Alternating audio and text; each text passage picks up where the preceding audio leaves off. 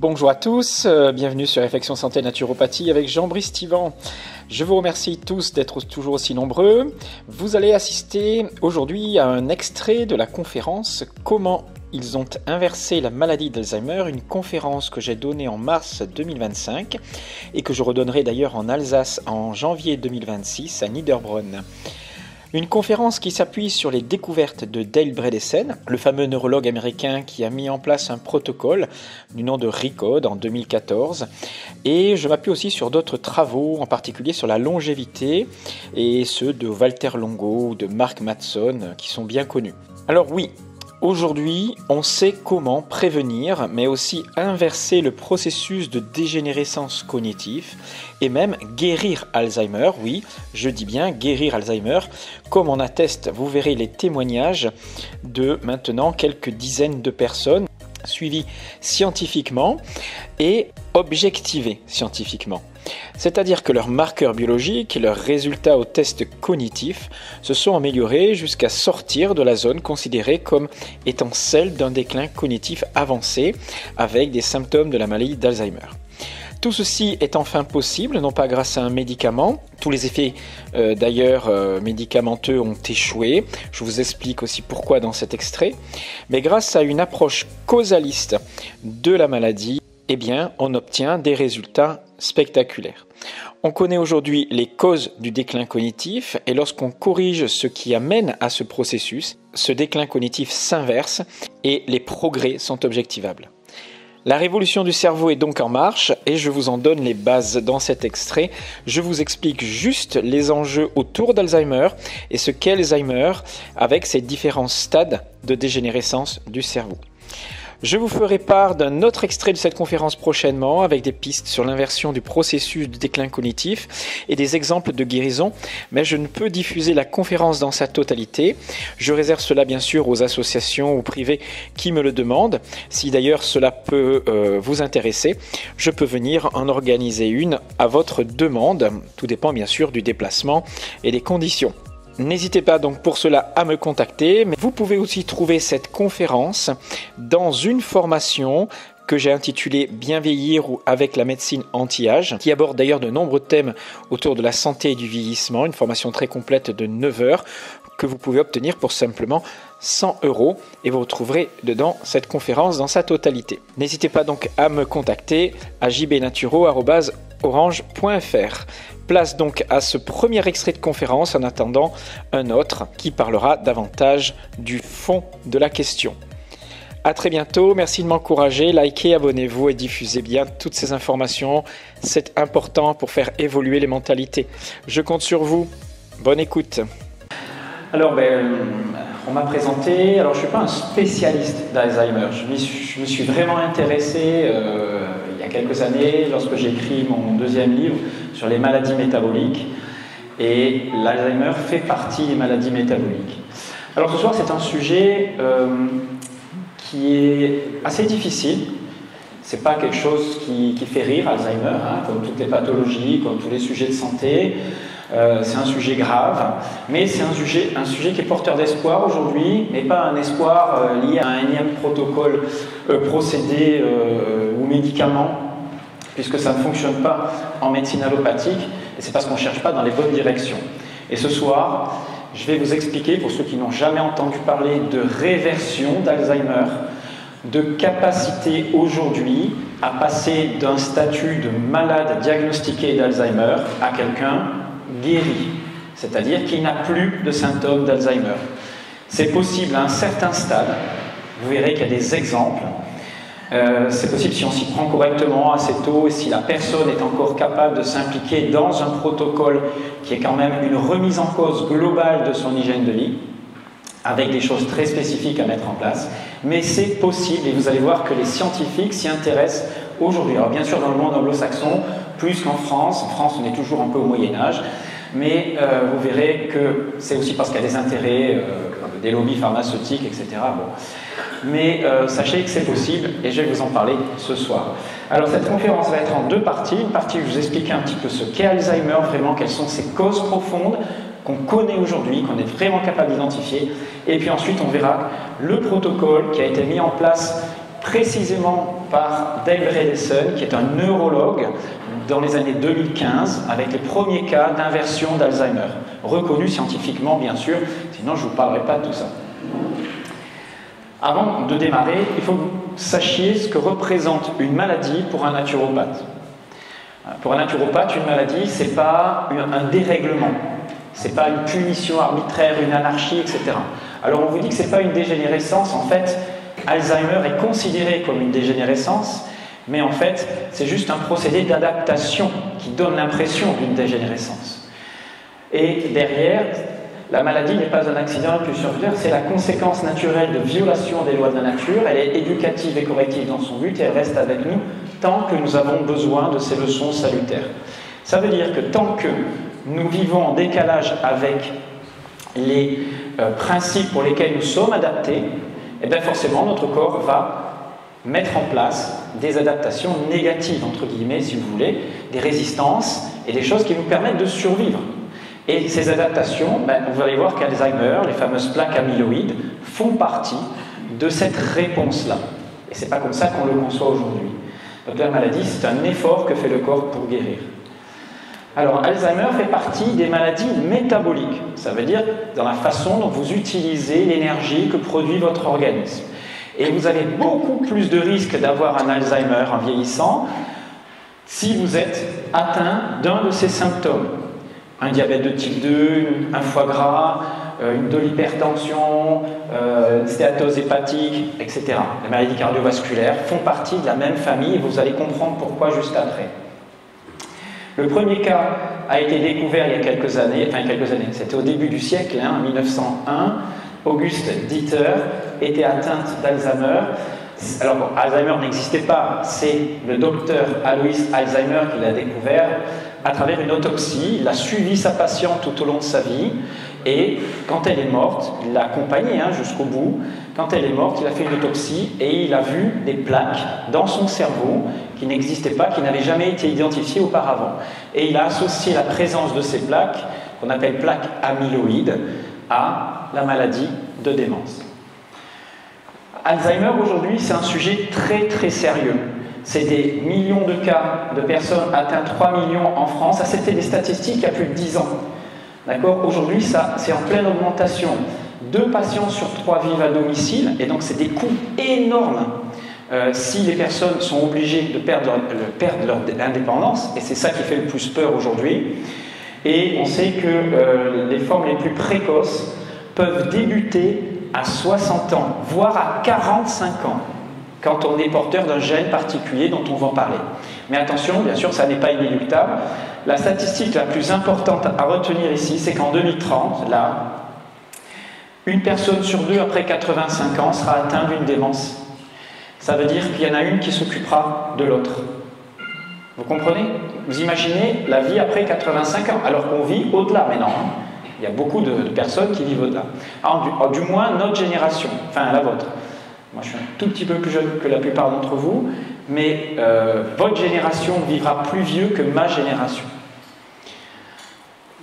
Malgré tout ce qu'on vous dit sur les progrès de la médecine, on vit trop mal aujourd'hui pour pouvoir vivre vieux dans 20 ans, 30 ans. C'est-à-dire que les statistiques, comme aux États-Unis, les courbes de longévité sont en train de s'inverser. L'espérance de vie diminue aux États-Unis depuis 10 ans à cause de plusieurs problèmes. Dans 2050, dans le monde, ce sera une maladie qui va exploser. Si on continue comme ça, on est bien d'accord avec tout ce que je vous montrais tout à l'heure. Donc ce n'est pas quelque chose d'anodin, c'est une explosion exponentielle. C'est-à-dire qu'en 2010, c'est la moitié de 2030 qui est la moitié de 2050 en nombre de personnes atteintes et mortes d'Alzheimer. En termes de budget, ça représente autant que le cancer aujourd'hui, plus que le cancer, 2 fois plus de coûts liés à Alzheimer qu'au cancer. Vous vous rendez compte? Et en termes de mort, on est à peu près pareil. Mais on ne meurt pas directement d'Alzheimer. L'essentiel, et ça c'est des sources de santé publique, j'ai trouvé ça là récemment, ils vous disent que 1 cas sur 3 de la maladie d'Alzheimer pourrait être évité grâce à une prévention adaptée. C'est quoi cette prévention? Est-ce que vous en avez entendu parler? Les services de santé en France en Europe, ne vous parle pas de prévention. C'est extrêmement rare, un peu pour le surpoids ou ceci ou cela. Pourtant, un cas sur 3 pourrait être évité par prévention. Ça, c'est l'ARS qui dit ça. Alors, on va voir qu'est-ce que c'est qu'Alzheimer et comment le prévenir et surtout comment le réverser une fois qu'on l'a. Parce que tout n'est pas fini à ce moment-là. Alors, votre cerveau, il faut comprendre comment il fonctionne pour comprendre l'Alzheimer. Votre cerveau, il a besoin de carburant. Il y en a 2 possibles. Soit le glucose, soit des corps cétoniques. J'en parlerai un petit peu tout à l'heure. On vous dit qu'il vous faut absolument du glucose pour survivre. En fait, vous pouvez vivre avec moins de 15% d'apport d'énergie sous forme de glucose. Et vous pourrez très bien avoir un autre carburant qu'on appelle la cétose, les corps cétoniques dont je vais vous parler. Il vous faut de l'oxygène qui s'oxyde correctement dans vos neurones. Et puis, il vous faut des stimulations, des signaux qui viennent de votre corps. Votre cerveau ne s'use que si vous ne le stimulez pas. Et cette stimulation est maximale lorsque vous bougez. 90% des signaux envoyés au cerveau, ce n'est pas vous quand vous réfléchissez, quand vous jouez au sudoku ou quand vous êtes sur Internet, c'est lorsque vous bougez. D'accord ? Et on va voir qu'une des premières préventions et voire guérisons passe obligatoirement par du mouvement. L'apprentissage, les stimulations sensorielles, bien sûr le langage, les émotions, la joie, tout ça est stimulant. La nutrition, c'est le quatrième aspect très important. Votre cerveau a besoin d'être nourri par des molécules très spécifiques, du cholestérol en particulier, DHA, etc. Votre cerveau fabrique son propre cholestérol. On va voir que c'est très important. Et puis une bonne circulation, il ne faut pas qu'il y ait de caillots, des choses comme ça. Vous avez à peu près 100 milliards de cellules dans votre cerveau, 10 puissance 11, 10 puissance 10 estimé dans les années 80, mais au-delà de ces milliards de cellules que vous avez pour chaque neurone 20 000 synapses, 20 000 connexions à d'autres neurones. Et c'est ces connexions qui sont touchées en particulier dans Alzheimer. 300 milliards d'autres cellules dans votre cerveau, il n'y a pas que des neurones, il y a des cellules gliales, etc., qui nourrissent le neurone, qui lui permet de s'adapter. Et donc c'est très important dans l'Alzheimer de comprendre ça. Chaque synapse, c'est une connexion entre 2 neurones pour passer des informations. Ces informations sont transmises par des neurotransmetteurs qui permettent d'exprimer les choses. Tout ce que vous désirez, que vous imaginez, ressentez, mémorisez, passe par ces neurotransmetteurs et une bonne conduction des informations entre les neurones.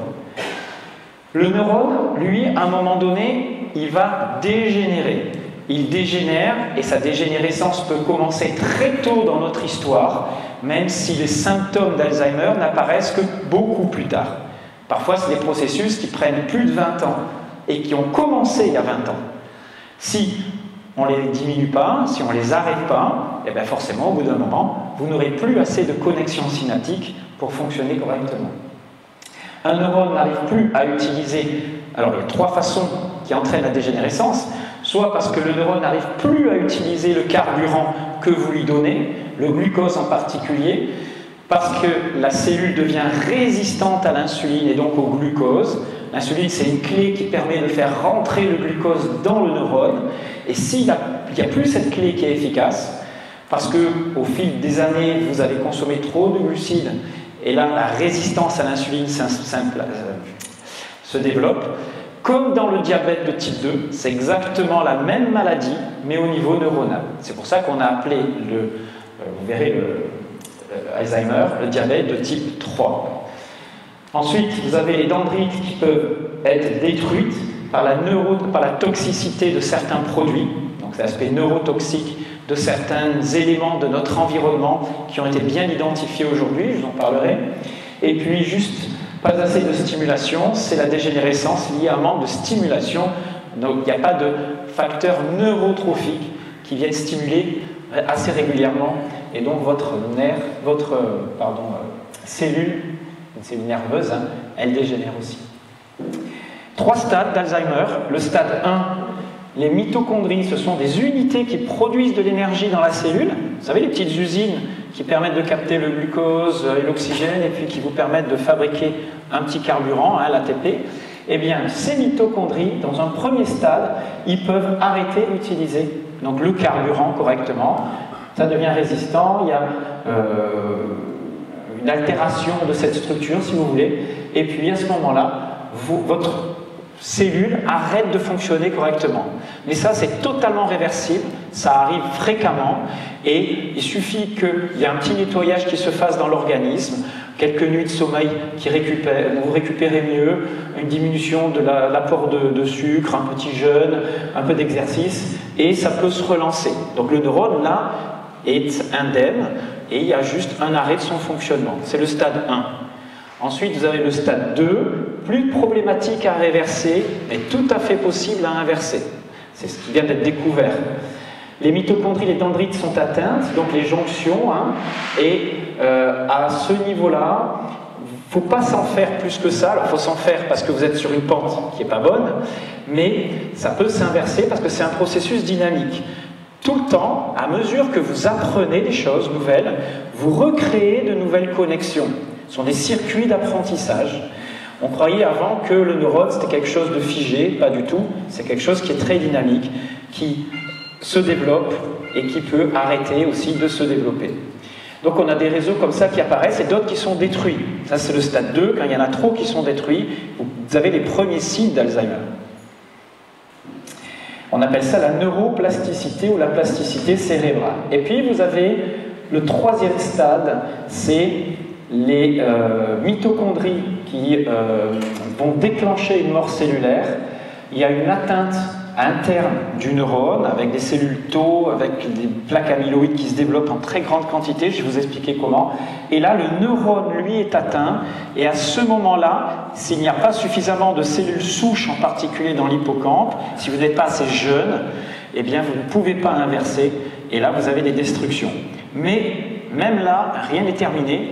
Tout dépend de votre capital neurologique que vous avez construit toute votre vie. Et il y en a certains qui en ont un gros, et d'autres un plus petit, suivant la façon dont ils ont vécu. Et vous allez comprendre ça après. Ça, c'est comment se développent ces fameuses plaques bêta-amyloïdes qui donnent Alzheimer. Normalement, vous produisez des peptides bêta-amyloïdes lorsque votre synapse, votre neurone, il travaille tous les jours. Et ces petits déchets, si vous voulez, sont naturellement éliminés par des microglies, des cellules nettoyeuses du cerveau. Toutes les nuits, vous faites une douche cérébrale, si vous dormez bien en particulier. Et si vous avez une bonne hygiène de vie, en sommeil profond, on nettoie notre cerveau toutes les nuits. Le sommeil profond est très important pour votre cerveau. Si vous ne dormez pas bien, vous avez une mauvaise hygiène de vie, etc., vous allez produire plus de bêta-amyloïdes, en plus de la dégradation de tout ce que je vous ai expliqué tout à l'heure. Vous allez produire des cellules agrégantes qui vont former des plaques. Et ce processus est déjà enclenché lorsque vous pouvez avoir 40 ans. À ce moment-là, vous allez avoir ce type de plaque apparaître ici. Vous voyez, entre les dendrites, alors là c'est bien espacé, et ici, voilà, on les voit un petit peu plus schématisés, ce qui va bloquer les connexions entre les neurones, et on a un cerveau qui commence à fonctionner moins bien. Il faut 15 à 20 ans de ce processus pour avoir les premiers symptômes, et les premiers symptômes, attention, c'est pas se dire à des moments donnés, vous arrivez dans une pièce, qu'est-ce que je fais là? Ça arrive à tout le monde, ça. Oh, ben j'ai oublié ce que je voulais dire, etc. Ça, c'est pas Alzheimer. Par contre, quand vous commencez à ne plus... Alors vous vous retrouvez dans le frigo et vous avez les clés dans le frigo, là, c'est un problème. Parce que c'est pas là qu'elles doivent être. Ça veut dire que vous avez posé avec perte de mémoire, et là, ça devient problématique. Vous avez des problèmes d'organisation, des problèmes de parole, des problèmes de ne pas se souvenir des visages, de ne pas retrouver sa voiture sur un parking, on est complètement désorienté, des problèmes de compréhension à la lecture, les tâches complexes, on n'arrive plus à les faire, etc. Donc ça, c'est des symptômes particuliers. Comment on arrive à ce stade-là, au stade où on développe des plaques amyloïdes? Eh bien, attention, il y a eu 245 études financées à grand renfort de budget depuis une quarantaine d'années, avec comme résultat 0. Il n'y a aucun médicament efficace qui même limite les symptômes d'Alzheimer. Si bien que même la ministre, vous savez, il y a quelques années, Buzyn, à retirer ce dernier médicament, ne voulait plus le rembourser, même s'il est encore en vente. Hein. Donc, c'est pour vous dire, parce que c'est rare quand on retire un médicament qui rapporte. Hein. La vraie question, en fait, toutes les études, elles s'intéressent à ces plaques amyloïdes. Et on pense que la cause d'Alzheimer, c'est ces plaques. Et en fait, c'est tout l'inverse. Aujourd'hui, on sait que ces plaques, c'est la réponse de défense du cerveau à des agressions. Donc, ce n'est pas en supprimant ces plaques, en les neutralisant, qu'on va inverser le processus d'Alzheimer et de neurodégénérescence. Comprenez ça? Et donc, comme on s'est acharné à ne chercher que dans cette direction, parce que la médecine allopathique ne s'intéresse qu'à enlever un symptôme, eh bien, ça n'a jamais donné de résultats. Et les résultats, maintenant, sont obtenus en comprenant les mécanismes de défense du cerveau, et on va aller vers un mode de vie qui ne l'agresse pas et qui lui permet de se régénérer. Voilà pour ce premier extrait de conférence. On se retrouve prochainement pour un autre extrait qui approfondit la question. À très bientôt. Vous pensez avoir toutes les clés pour rester en bonne santé, en appliquant quelques conseils piochés ça et là sur Internet. Mais avez-vous vraiment les connaissances pour comprendre et personnaliser ces conseils? J'ai décidé de condenser 30 ans de mon expérience et 25 ans d'enseignement en une série de formations audio-vidéo sur tous les domaines de la naturopathie et du décodage psychobiologique. Métabolisme, nutrition, jeûne, hormèse, mouvement, bilan de vitalité, analyse sanguine, étude des tempéraments, techniques naturelles de santé, relations cerveau, psychisme, organes et sens profond des maladies. 30 formations disponibles à la demande pour apprendre sur les principes vitalistes de la naturopathie, comprendre l'origine des symptômes et agir concrètement de manière individualisée. Que vous soyez étudiant en naturopathie, praticien ou simplement désireux d'accéder à une santé optimale, ces formations sont faites pour vous, que ce soit sous forme de stages à la carte ou en intégrant le programme complet sur alsacenaturo.com. Devenez le coach de santé que vous avez toujours voulu être, offrez-vous les outils vers la pleine santé, c'est le plus beau cadeau que vous pouvez vous offrir ou offrir à vos proches. Le tout à des tarifs très accessibles. Rejoignez-moi donc sur alsacenaturo.com ou sur jbnaturo@orange.fr.